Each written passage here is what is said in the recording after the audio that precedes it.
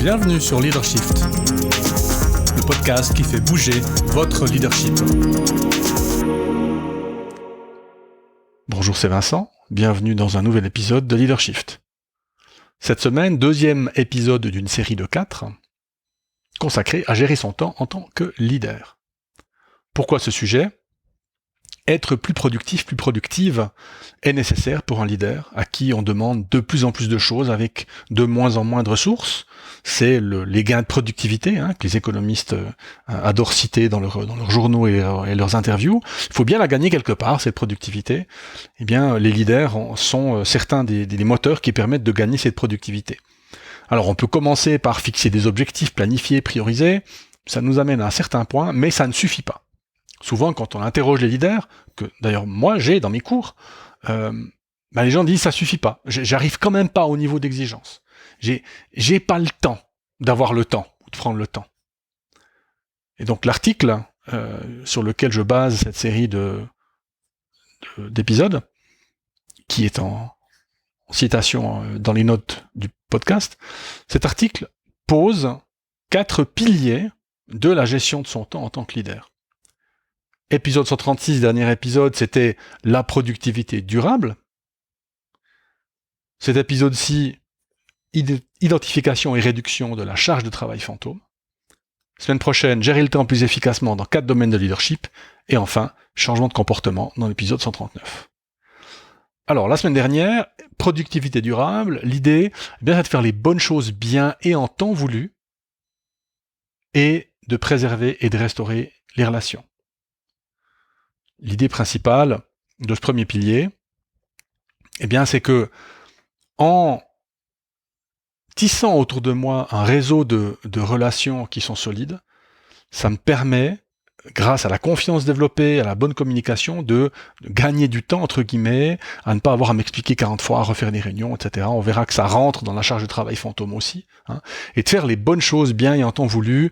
Vous savez, qui donne à temps donne 2 fois, parce qu'il donne une fois, parce qu'il donne la chose demandée, mais comme il donne à temps, il donne aussi la possibilité de cette personne elle-même donner à temps, donc toute la chaîne quelque part, l'adhésion au délai se propage le long de la chaîne et ça donne une chaîne qui est beaucoup plus prévisible, ce qui est bon pour tout le monde.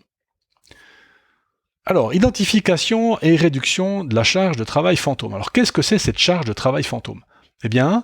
C'est le travail que nous créons, que vous créez, involontairement évidemment, en prenant des raccourcis ou en essayant d'éviter des tâches essentielles, voire difficiles. Donc, en gros, l'idée c'est, je ne fais pas quelque chose, parce que j'ai pas le temps, parce que c'est difficile, parce que c'est pénible, etc. Et donc, ça me crée du travail que je n'aurais pas si j'avais fait ces tâches.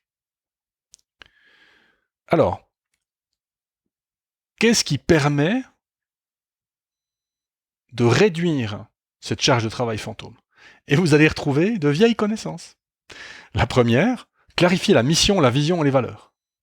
Ah oui, on sait, faut le faire, machin, on va faire l'exercice et tout. Bon. Non.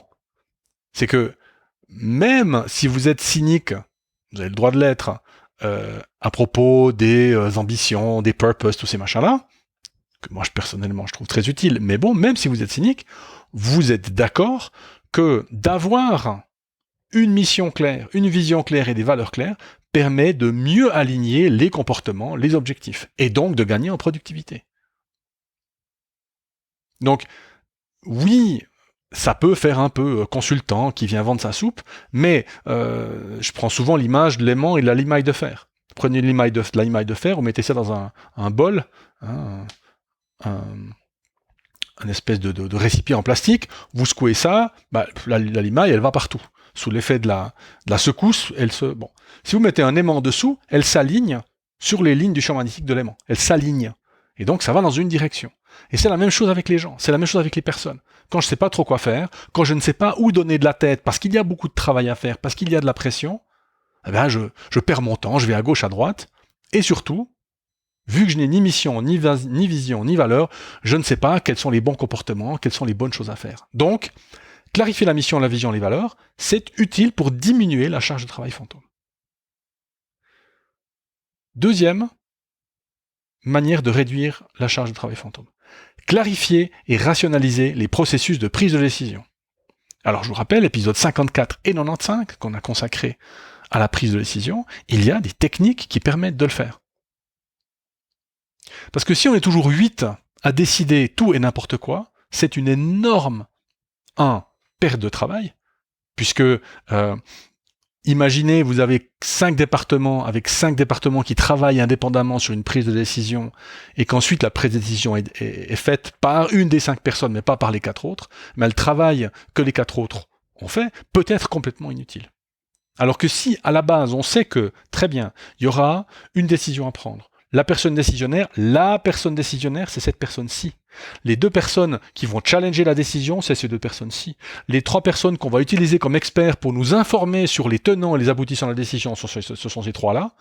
Mais même si vous avez 6 personnes dans la réunion, je crois que ce que j'ai fait à peu près 6, vous n'avez qu'un décideur ou une décideuse. Et ça suffit.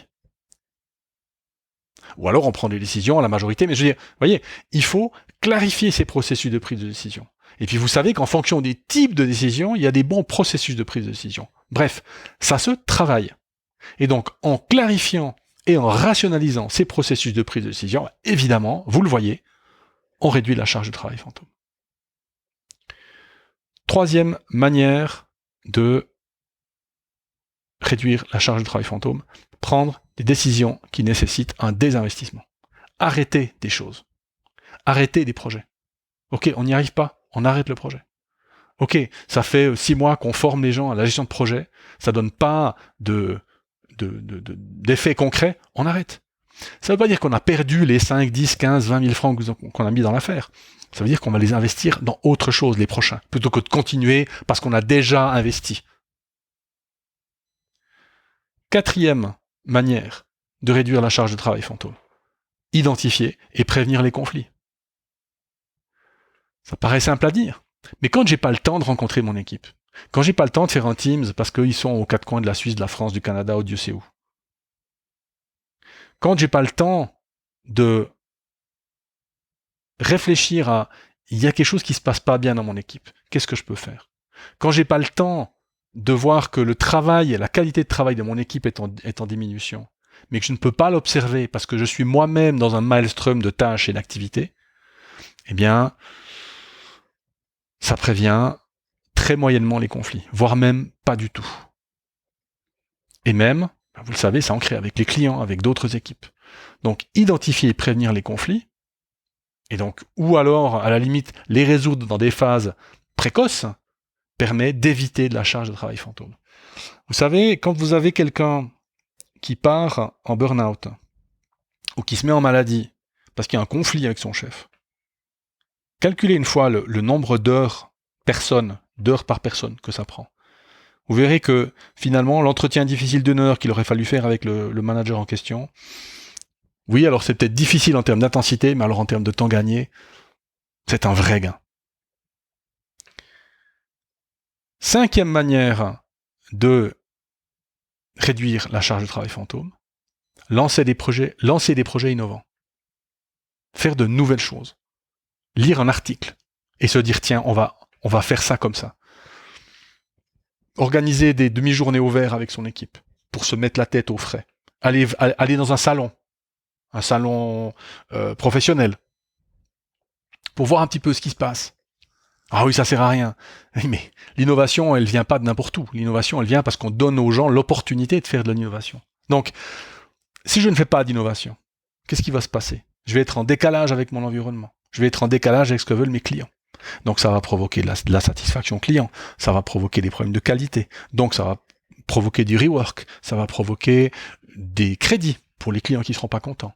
Et vous sentez la charge de travail fantôme augmenter là. Donc oui, faire de l'innovation, c'est une manière de réduire la charge de travail fantôme. Jusqu'à présent, toutes les tâches, les activités dont je viens de vous parler, donc je les reprends. Clarifier mission, vision, valeur. Clarifier processus prise de décision. Désinvestir. Gérer les conflits. Faire l'innovation. 5. Ces 5 tâches sont dans le cadran important, pas urgent. Pour ceux qui ont fait Eisenhower, c'est frappant de voir que la charge de travail fantôme est générée par les activités importantes non urgentes que nous ne faisons pas, nous, en tant que leaders. On ne peut pas demander à un collaborateur de prendre ça en main. C'est pas son travail, il n'est pas formé pour, c'est pas dans sa responsabilité. Alors bien sûr qu'il peut donner des inputs, mais c'est à nous de nous occuper de faire ces tâches-là. Et si nous ne les faisons pas, il n'y a personne d'autre pour les faire. Si le collaborateur ne fait pas la tâche A et la tâche B, eh bien il peut y avoir un deuxième collaborateur, une deuxième collaboratrice qui fait la tâche A et la tâche B. Mais nous, si nous ne le faisons pas, alors à la limite, notre chef peut le faire à notre place, mais ça, on sait qu'on n'aime pas trop. Hein. Donc, ces 5 tâches, clarifier mission, vision, valeur, clarifier processus, prise de décision, désinvestir, gérer les conflits, faire l'innovation, c'est notre job à nous. Personne d'autre que nous le prendra en charge. Il y a encore 2 activités qui permettent de réduire la charge de travail fantôme. La première que vous connaissez, épisode 19, fournir un feedback franc et constructif. Ben évidemment, si je dis pas ce que j'observe à mon équipe, ben ils vont continuer à faire des choses qui sont hors normes, hors cadre, hors attente. Donc, typiquement, des sources de non-productivité. Et puis, dernière manière d'identifier et de réduire la charge de travail fantôme, ben c'est de poser des questions qui questionnent sur ce qui est ambigu, ou irréaliste, ou pas clair. Non, mais on n'a pas le temps. Oui, sauf que, encore une fois, si je pose la question, et que ça prend un quart d'heure, une demi-heure, 1 heure de discussion, mais que ça me permet de lever un lièvre et de mieux travailler, je vais économiser beaucoup d'énergie plus tard, donc de temps. Donc, vous voyez qu'en ne faisant pas toutes ces choses-là, nous créons de la charge de travail fantôme. Et donc, non seulement on a quelque part la charge de travail naturelle, je dirais la quantité infinie de travail que nous avons à faire, mais en plus, on s'en crée nous-mêmes. Comme si on n'en avait pas assez. Et donc, bah évidemment, les conséquences de cette charge de travail fictive, virtuelle, fantôme, ben voilà, j'en ai parlé un peu avant, hein, rework, problème qualité, client mécontent, conflit organisationnel chronique. Je vais dans des boîtes dans lesquelles ça fait des années qu'on me dit qu'il y a un problème entre X et Y. Et on a un chien, mais wow, vous faites quoi? Le pire, c'est que quand moi j'arrive, je suis pas magicien. Je parle aux gens, je les prends en entretien, on organise une petite conversation, on fait un peu de coaching, on fait peut-être à la limite une petite formation. Je suis pas magicien, je m'occupe des choses. Une bonne partie de ces choses-là, vous pouvez le faire, il n'y a pas de problème, ça. C'est de la conversation, c'est de la communication, beaucoup. Autre conséquence, les réunions longues, improductives, parce qu'on remet les trucs, on décide mal, donc ça revient, on n'a pas convaincu la direction, donc faut refaire, hein, keep talking, comme on m'a dit souvent, etc., etc., etc. Donc, évidemment, des cercles vicieux. Puisque la charge de travail produite par la résolution de ces problèmes supplémentaires entraîne une augmentation de la pression, qui à son tour augmente le stress, donc la réticence, donc l'incapacité, et donc je le fais pas, donc ça... Et puis le cycle continue. Et donc il faut dire stop. Alors stop à quoi? Bien, vous voyez ce que nous ne ferions pas, hein, finalement les 6 manières d'éviter le travail fantôme, ce que nous ne faisons pas. Clarifier mission, vision, valeur. Clarifier les processus de prise de décision. Désinvestir. Gérer les conflits. Faire l'innovation. Faire des feedbacks. Poser des questions. Bien, ces tâches, qu'est-ce qu'elles ont comme point en commun? Alors oui, elles sont importantes, mais pas urgentes. Mais qu'est-ce qu'elles ont d'autre en commun? Ben, elles sont difficiles. Elles sont désagréables. Elles sont anxiogènes. Ah oui, désinvestir. Si vous dites qu'on arrête un projet, et puis qu'il faut licencier 4 personnes, ou bien leur retrouver du travail, ou leur payer un outplacement, ouais, ben c'est compliqué. C'est très compliqué. Mais si vous ne le faites pas, ça vous crée du travail, et ça crée du travail à toute l'entreprise, ou en tout cas à votre équipe. Donc, par conséquent, faire face à ces difficultés, ces désagréments ou ces activités anxiogènes, eh bien leur faire face est quelque chose de nécessaire en tant que leader. Et on en a parlé récemment dans l'épisode 132, courage managérial, affronter ses peurs. J'ai un feedback difficile à faire. Plus j'évite de le faire, plus j'augmente la probabilité que la personne en question continue à avoir des comportements qui sont non productifs. Non productifs en termes de résultats, mais aussi non productifs en termes de résultats sociaux, en termes d'ambiance, en termes d'esprit d'équipe. Donc, charge de travail, fantôme. Regardez votre propre situation. Dans une journée de travail, Regardez, je sais pas, demain par exemple. Quelles sont les tâches que vous avez déjà faites une fois qu'on vous demande de refaire? Quelles sont les tâches que, en fait, vous ne devriez pas vraiment faire? Quelles sont les tâches dont vous savez qu'elles n'apportent pas de valeur ajoutée? Faites une petite liste. Il y a peut-être 2-3 tâches dans la journée. Maintenant, posez-vous la question. Pourquoi est-ce que je suis en train de le faire? Pourquoi j'ai planifié de le faire? Et en fait, tout ça, l'ensemble de cette charge de travail fantôme, à mon avis, va se résumer à 2 questions que vous pouvez vous poser. 2. La première, c'est quelle conversation difficile j'ai pas eue? Et la deuxième, c'est quelle décision difficile j'ai pas prise? Donc, prenez votre courage, car vous en avez, et faites ce que vous devez. Et vous verrez comme, grâce à ces difficiles décisions et conversations, vous allez commencer à avoir une charge mentale qui s'allège et le temps de faire les bonnes choses au bon moment, comme le propose le premier pilier. Prenez votre courage, car vous en avez, et faites ce que vous devez. C'est la fin de cet épisode. Je vous dis à la semaine prochaine. Ciao.